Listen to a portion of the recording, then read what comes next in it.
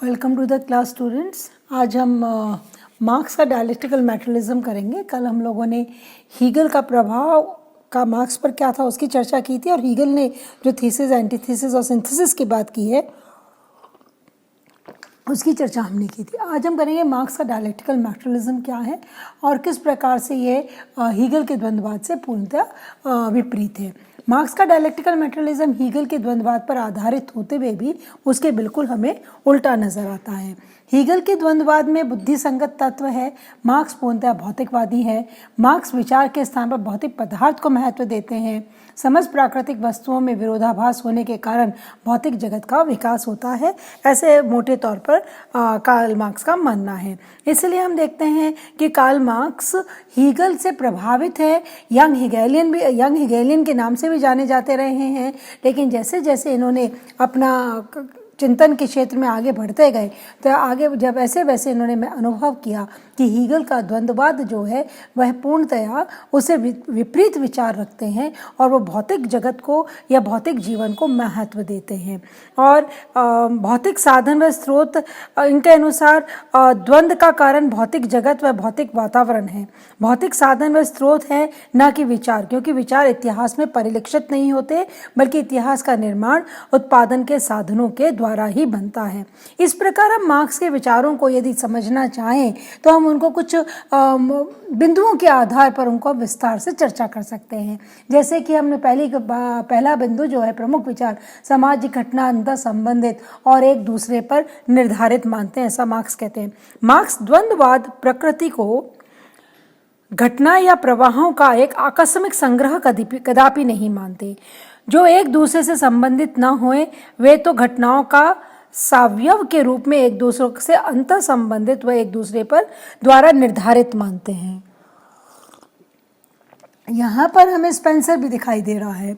Karl Marx ने कहा कि जो सब प्रकृति में घटनाएं घटित होती हैं वह घटनाएं अचानक घटित नहीं होती, इनका घटित होने का पूरी एक प्रक्रिया है। उसी प्रक्रिया में प्राकृतिक घटनाएं घटित होती हैं और ये जो घटनाएं हैं ये घटनाएं अचानक घटित होकर संग्रहित नहीं होती और हम यह भी नहीं कह सकते कि एक घटना दूसरी घटना से संबंधित नहीं है।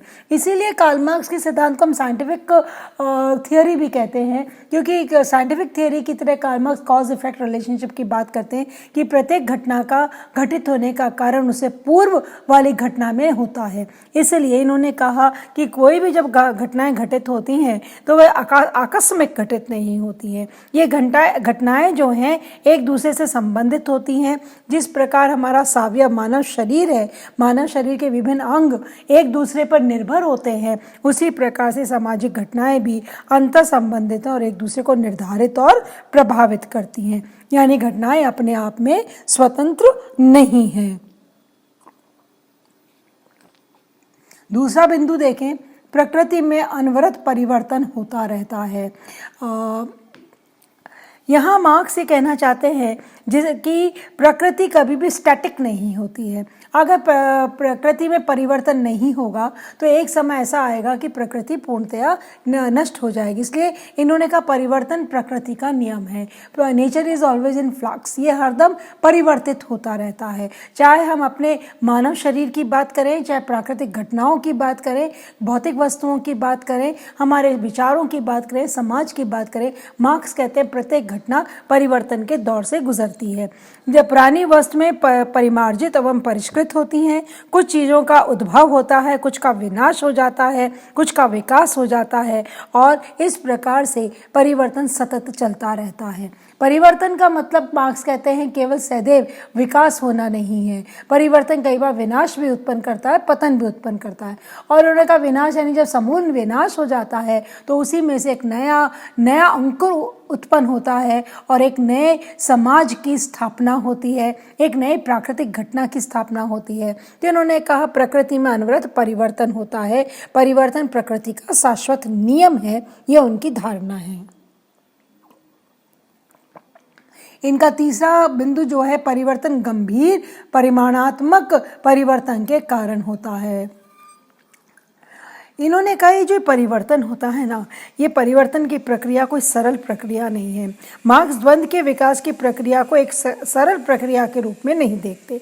वे कहते हैं परिवर्तन कभी भी इत्तेफाक नहीं होता है, यह तो गंभीर परिमाणात्मक परिवर्तनों के संचित होने के कारण परिणाम स्वरूप उत्पन्न होता है।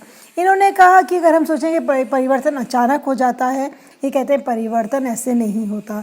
It is a very serious matter, ये एक डीप प्रोसेस से होकर गुजरता है और तब जाकर कहीं परिवर्तन होता है।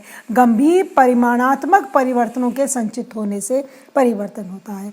मार्क्स कहते हैं और परिवर्तन भी क्या मात्रात्मक से गुणात्मक की ओर होता है। उदाहरण के लिए यदि कोई व्यक्ति गरीब है और उसको आप 100 रुपये देते हैं तो और वो कई दिन से भूखा है, तो सबसे पहले वो क्या करेगा, वो सबसे पहले अपने लिए दाल रोटी खरीदेगा। वही नहीं देखेगा कि वो उसकी कोई चॉइस नहीं है, वो तो केवल अपने लिए एक समय का भोजन खरीदना चाहता है। He doesn't make any choice कि मुझे क्या खाना है क्या नहीं खाना। उसको जो सबसे पहले कुछ खाने को मिलता है वो उसको खरीद लेता है।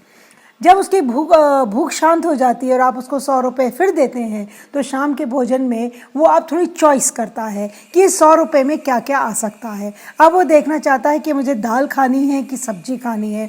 और इसी प्रकार इस प्रक्रिया को देखें तो जैसे जैसे उसके पास धन की मात्रा बढ़ती जाती है, उसकी स्थिति में परिवर्तन आता है। अब उसके अंदर गुणात्मक परिवर्तन भी आने लगता है। अब वो चॉइस करने लगता है, उसके बाद चॉइसेस होने लगती है। अब भोजन में उसे क्या करना है क्या नहीं करना है। तो इन्होंने कहा परिवर्तन सदैव मात्रात्मक से गुणात्मक की ओर होता है और ये परिवर्तन परिमाणात्मक परिवर्तनों के परिणाम स्वरूप हमें दिखाई देता है। प्रकृति की घटनाओं में अंतःविरोध पाया जाता है जिससे संघर्ष के कारण नवीन स्थिति पैदा होती है। यहाँ पर हीगल के वाद प्रतिवाद और संवाद की बात कर रहे हैं मार्क्स, और वो कहते हैं प्रकृति के अंदर अंतःविरोध होता है, एंटागनिस्टिक है। नेचर इन इटसेल्फ इज एंटागनिस्टिक, उसके अंदर कॉन्ट्राडिक्शन है और उसका विरोधाभास के कारण ही प्रकृति में संघर्ष होता है और संघर्ष से वो साम्यवाद का सृजन करता है। और इन्होंने क्लासिकल एग्जाम्पल दिया है बीज से लेकर अंकुर, अंकुर से पौधा, पौधा से फल और फल से बीज। तो इन्होंने कहा कि प्रकृति में अंतः विरोध पाया जाता है, यानी जिस चीज़ को अगर उत्पन्न होना है तो उत्पन्न होने के लिए पहले उससे पहले उस वस्तु का सड़ना बहुत जरूरी है। मार्क्स ने भौतिकवादिता को विश्व निर्माण का आधार बताया। इन्होंने कहा जो विश्व का निर्माण हुआ है वो भौतिकवादिता के कारण ही हुआ है। बिना भौतिकवादिता के बिना समाज का निर्माण नहीं हो सकता था, विश्व का निर्माण नहीं हो सकता था। मार्क्स ने बताया कि इतिहास में भौतिक विश्लेषण का केंद्रीय विचार यह है कि जो भी सामाजिक परिवर्तन होते हैं उसका मूल कारण उत्पादन के साधनों में निहित होता है। मार्क्स कहते हैं जैसे जैसे उत्पादन के साधन बदलते हैं वैसे वैसे हमारे समाज में भी परिवर्तन आता है। इन्होंने कहा उत्पादन के साधनों में परिवर्तन के साथ उत्पादन के संबंधों में भी परिवर्तन आता है और इसलिए उन्होंने कहा इससे हमारे सामाजिक संबंधों में भी परिवर्तन आता है। जो समाज में रहने वाले व्यक्ति अपनाते हैं उसी जिस प्रकार के उत्पादन के साधनों को वो अपनाते हैं उसी प्रकार के समाज का निर्माण हो जाता है। यही उत्पादन के साधन मार्क्स के विचार से एक समाज की अधोसंरचना जिसको हम इंफ्रास्ट्रक्चर है और उसके ऊपर विभिन्न प्रकार के विचार, मूल्य, नियम, कानून, धर्म, ये सब उसकी अधोसंरचना है, अधिसंरचना कह दीजिए, जिसको हम इसको अधिसंरचना कहते हैं। और मार्क्स के अनुसार अधिसंरचना अधोसंरचना का निर्माण करती है। जब अधिसंरचना में परिवर्तन आता है तो अधोसंरचना भी परिवर्तित हो जाती है।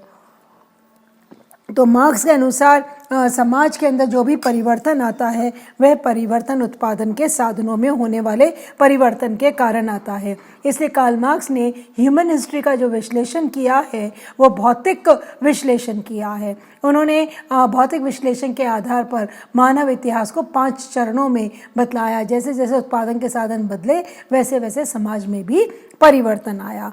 मार्क्स ने यही विचार अपनी पुस्तक कम्युनिस्ट मैनिफेस्टो में भी प्रदर्शित किया। उसमें उन्होंने लिखा है कि अस्तित्व चेतना को निर्धारित करता है, ना कि चेतना अस्तित्व को। यहाँ पर यदि हम दुर्खीम की बात करें या स्पेंसर की बात करें या फिर हम हीगल की बात करें तो वो कहते हैं चेतना अस्तित्व का निर्माण करती है, ये कहते हैं अस्तित्व चेतना का निर्माण करता है। जो भौतिकता है वो हमारे कॉन्शाइंस का, हमारे कॉन्शियस का निर्माण करती है। उसके कारण ही जिस प्रकार का आपकी भौतिक संरचना होगी उसी प्रकार की आपकी चेतना होगी। यदि आपका समाज पूंजीवादी समाज है तो आपकी चेतना भौतिकवादी चेतना होगी। तो इन्होंने कहा कि हमारा जो अस्तित्व है उसका निर्माण वह चेतना का निर्माण करता है, चेतना हमारे अस्तित्व का निर्माण नहीं करती है। मार्क्स मानते हैं कि प्रत्येक युग में शासक के विचार ही उस युग के विचार है। The ideology of the ruling class has been the ideology of the masses.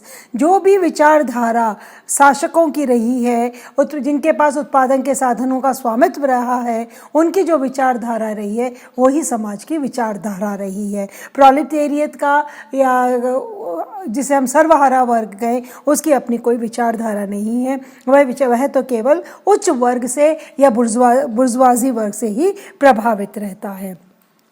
Marks मानते हैं कि परिस्थितियां मानव द्वारा बदली जाती हैं, लेकिन स्वयं मनुष्य को भी शिक्षित किए जाने की आवश्यकता है। यहाँ पर मार्क्स मनुष्य को या व्यक्ति को महत्व देते हुए नजर आते हैं। ये कहते हैं कि परिस्थितियों को मनुष्य बदलता है, यानी यह मनुष्य का महत्व है, लेकिन उनका मनुष्य को भी शिक्षित करना हमारे लिए बहुत आवश्यक है।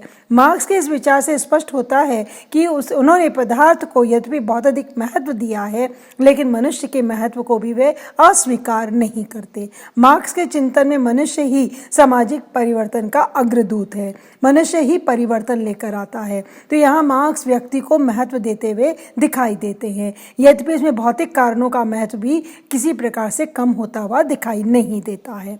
मार्क्स ने सामाजिक चेतना की भी बात की है। यह चेतना समाज में पाए जाने वाले आर्थिक स्वरूप अधोसंरचना द्वारा निर्धारित होती है। वास्तव में एक संस्कृति का यह आधार है और इसी आर्थिक आधार पर वह विधान, कानून, राजनीतिक संरचना आदि का निर्माण करता है और इसी से मनुष्य की सामाजिक चेतना का निर्धारण होता है। कार्ल मार्क्स ने कहा है कि सामाजिक चेतना की जो बात है वो सामाजिक चेतना हमारी आर्थिक संरचना के द्वारा निर्धारित होती है, इंफ्रास्ट्रक्चर के द्वारा निर्धारित होती है, जिसको हम हिंदी में अधोसंरचना कहते हैं, और जिसके ऊपर संस्कृति का निर्माण होता है उसको हम अधोसंरचना कहते हैं। तो इन्होंने कहा कि जो चेतना समाज में पाई जाने वाली है वह हमारी अर्थव्यवस्था पर आधारित है। जिस प्रकार की आपकी अर्थव्यवस्था होगी, जिस प्रकार के आपके उत्पादन के साधन होंगे, जिस प्रकार के आपके उत्पादन के संबंध होंगे, उस प्रकार की आपकी सामाजिक चेतना होगी। तो इस प्रकार हम देखते हैं कि कार्ल मार्क्स ने अपने पूरे इसके व्याख्या जो कर रहे हैं वर्ग संघर्ष का, उस वर्ग संघर्ष के अंदर या संघर्ष के सिद्धांत के अंदर कार्ल मार्क्स आर्थिक आधार पर समाज का मूल्यांकन करते हैं, आर्थिक आधार पर इतिहास का मूल्यांकन करते हैं, आर्थिक आधार पर संस्कृति के निर्माण